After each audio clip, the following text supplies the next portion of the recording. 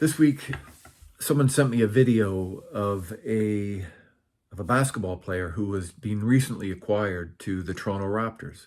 Toronto Raptors play in the NBA, professional basketball team. And this young athlete, whose last name is Quickly, was recently traded and is now playing for the Raptors with a new coach. And this coach was hired in the fall, at the beginning of this season. And his first name is Darko. I'm not going to attempt his last name. It's Eastern European. I don't want to butcher it. But needless to say, he has a different perspective on performance. Quickly, when he was being interviewed post his first game, he shared that he's never had a coach who has pulled him aside during a timeout and said, "Look, you're not having enough fun out there. I want you to go back onto the court and I want you to have more fun." And that really caught him off guard because he just never heard that before.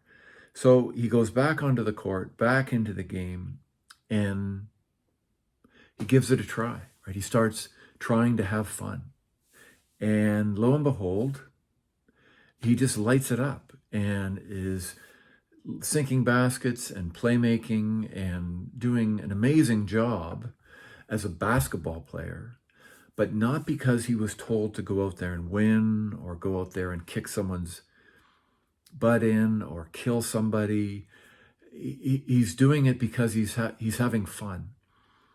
What I love about that, in terms of Your Mindset Matters, the choice there was to use a play state to access a higher level of performance. What we now know about research is that when we are having fun, when we are in a state of play, we access flow state more easily.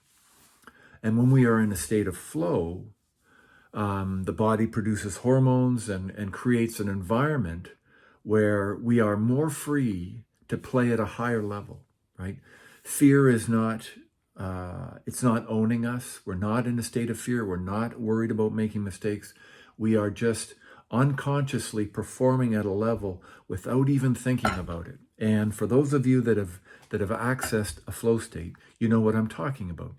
It's as if the body takes over, right? And we no longer have to think about what we're doing. It just comes through us, right? We just get out of the way and let it happen. Well, it turns out flow state, having fun, being in a play state, all of those things support high performance. And it's so refreshing after frickin' decades of the war paradigm being pushed upon athletes to finally have this guy who is breaking that narrative and saying, screw that. Okay, sure, we're a professional basketball team and our job is to win, but we're going to choose a strategy that actually supports winning.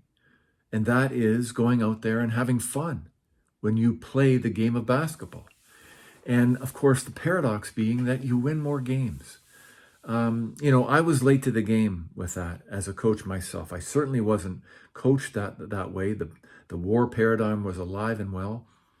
But when I finally understood that encouraging the athletes that I was working with to have fun produced higher levels of play and was healthier for the athletes, I just never went back. It was a no-brainer.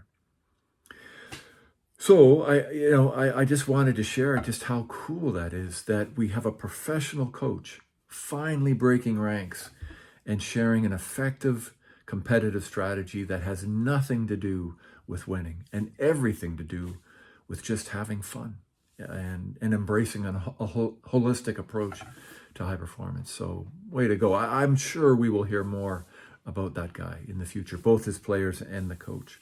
And I'll possibly learn how to pronounce his last name.